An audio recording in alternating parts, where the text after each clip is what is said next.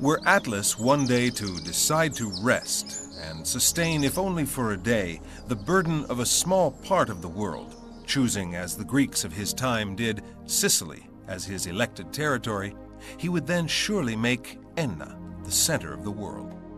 The province of Enna is situated in the exact center of Sicily, and is defined in turn the belly button of the island. It is also the only Sicilian province which does not give onto the sea, and therefore presents all the typical characteristics of an inland area. Controlling the landlocked but by no means marginal city of Enna and its territory has for centuries been key to assuring domination of the entire island.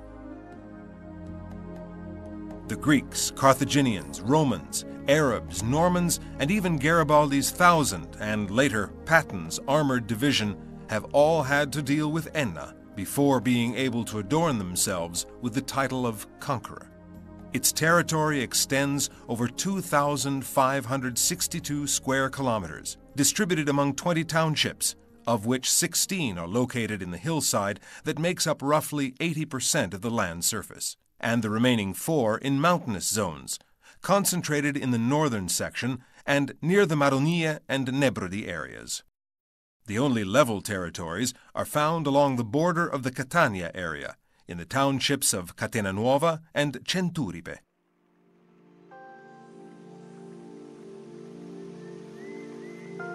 Rich in water and rolling hills, protected from cold northern winds by its chain of mountains, Enna's is a territory generous like few others. When once upon a time Sicily was called the grain basket of Italy, it was the Enna area. It is no coincidence that Ceres, goddess of the harvest, was thought to have her earthly abode here. Ceres' cry of "Run, run," with which she desperately tried to call back her daughter Proserpine, is still on the lips of the Enna women of today. Enna maintains an affectionate and motherly relationship with its history. It jealously preserves the many signs left by the various peoples and eras on its territory. But it also generously opens itself up to the curiosity of the more attentive traveler.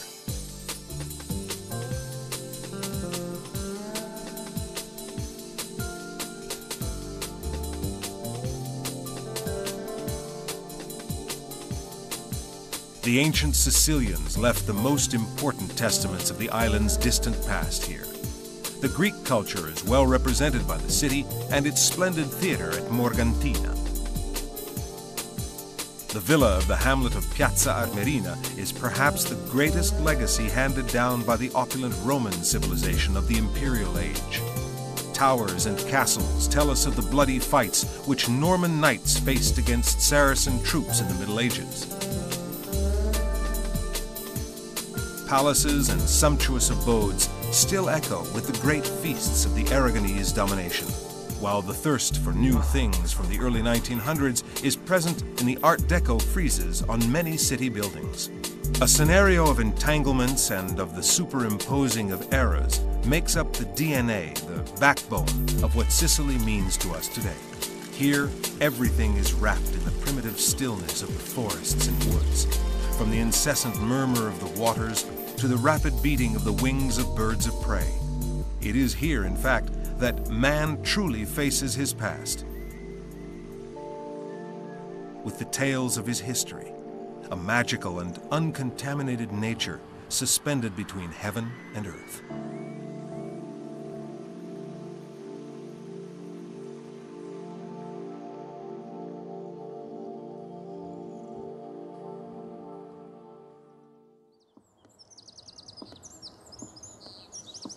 In certain ways, an exploratory voyage into the Enna territory therefore takes on the shape of a real journey back in time. More thrilling still and more surprising because so little known.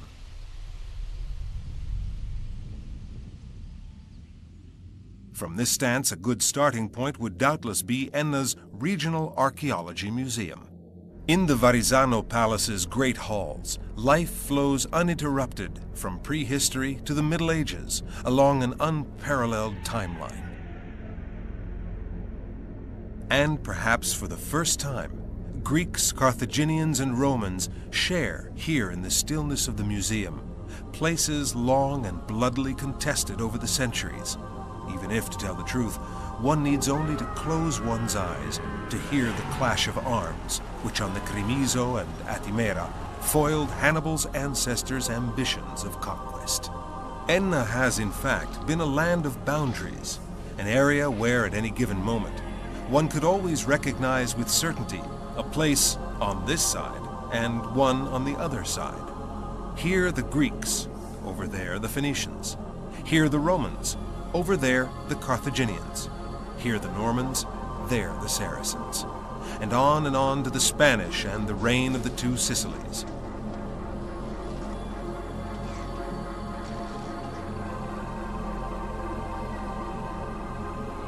The Castle of Lombardy, Federico II's tower, and the Gothic Catalan towers of Enna, the Angevin fortress at Sperlinga, the walls of Aidone, Agira, and Assoro, the Saracen strongholds and Piazza Armerina, the Norman castles at Cerami and Nicosia, the dizzying heights of the fortifications carved into the living rock of Gagliano Castelferrato.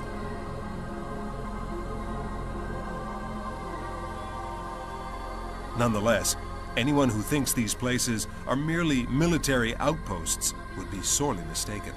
It is said that Enna's is a land devoted to the harvest, fertility, and nature, an aspect too important and vital not to be considered in its correct dimension.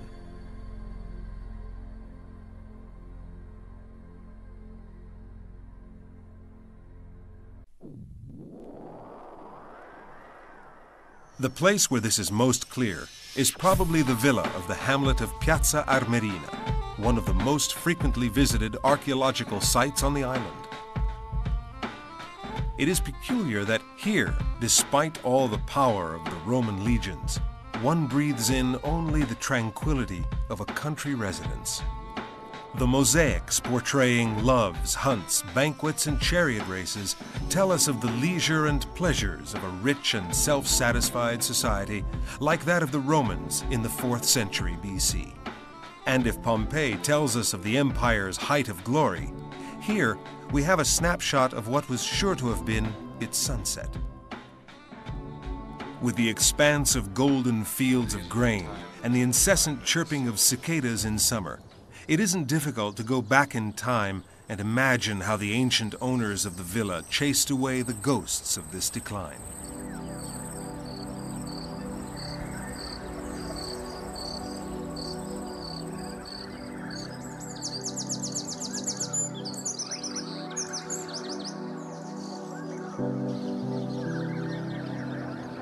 Wandering through the old neighborhoods of Nicosia, Leonforte, Cerami, and of Enna itself fully restores this human and intimate dimension of history.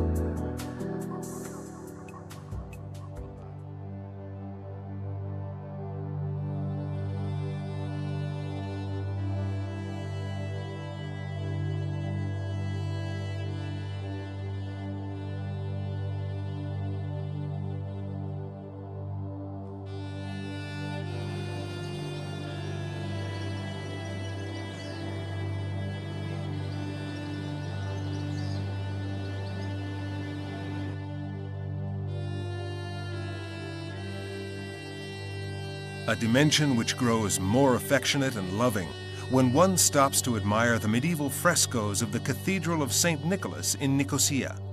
There on the wooden ceiling, as far as the eye can see, miniature figures unfold, figures which retell 1,000 stories taken from daily life.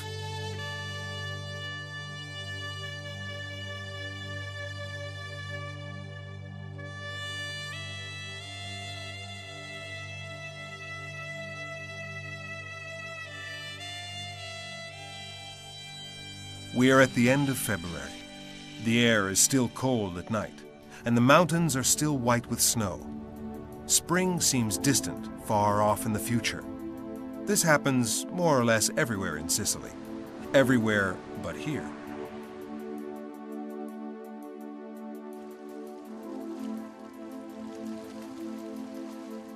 This is a land blessed by the ancient divinities of the fields, a place where nature offers the best of herself.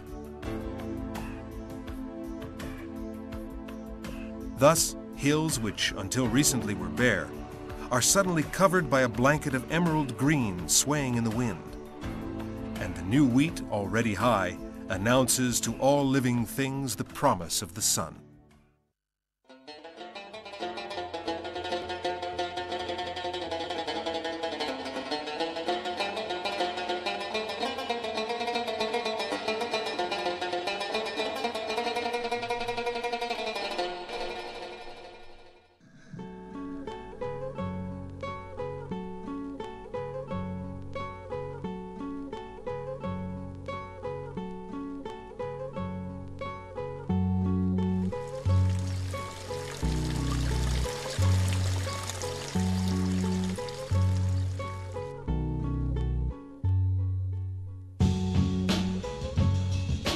From an environmental point of view, the province of Enna is one of the most important provinces in Sicily. 7 regional natural reserves and various protected parks are found here. A patrimony of unequaled woods, ravines, waters, flora and fauna. The particular conformation of the territory and its geological history make Enna's environment a monument to biodiversity, which needs to be protected and preserved because it is so unique. Here, in fact, lie one of Sicily's rarely seen dimensions, made up of mountainous habitats, silences, and fresh air. It is here that the last strips of forests, dating back to the Ice Age, survive. A reflecting pool of lakes, rivers, and torrents, streams, and irrigation ditches. Such an abundance of water could only produce a flood of vegetation. A triumph of flowers, fruits, and berries which attract insects and butterflies of every kind, and with them, birds.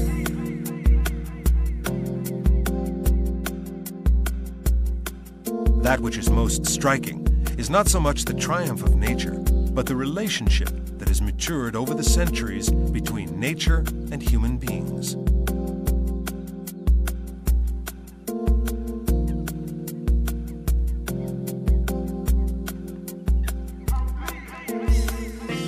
Some of the most interesting green spots in the area, for example the Ronza Park near Piazza Armerina and the Oak Grove at Calascibetta, border residential centers. And this familiarity can in some way build a new starting point for other experiences. The strength and originality of the Enna province are without doubt easily discovered in the unbreakable bonds between its history, culture, environment, and traditions. Logically, this leads to a natural development of quality tourism, an objective which the provincial administration has been working on for some time, and which today can rely on new impulses and more systematic interventions.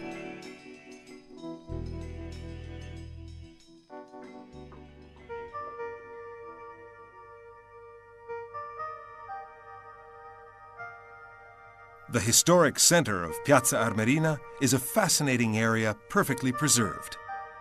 Gathered around the massive Duomo, the city plan follows the shape of the hill along whose slopes it develops.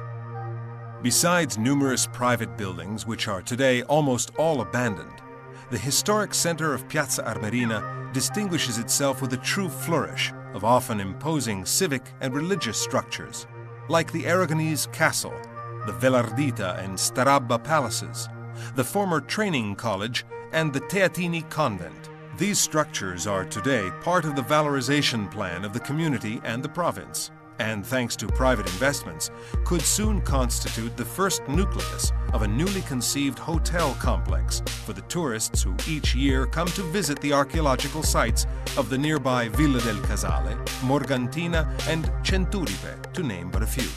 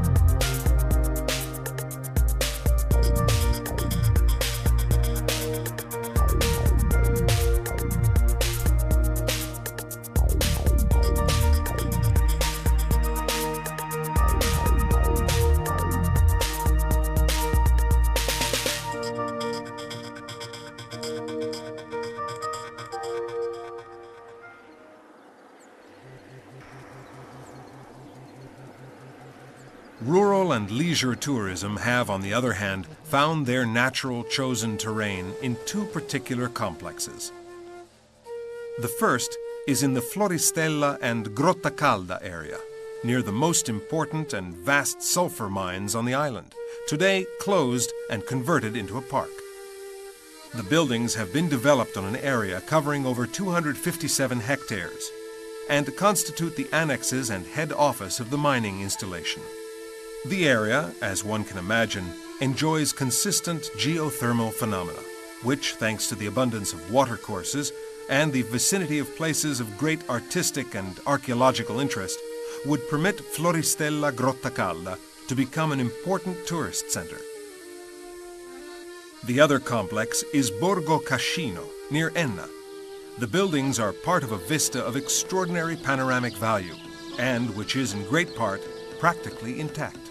The installation was born at the end of the 1930s as a rural colony, and the slow and quiet rhythms of the agricultural lifestyle are still quite evident. Further proof can be found among the proposed requalification projects for Borgo Cascino, which include bringing back to life through a new center dedicated to local artisan work the productive soul of the area.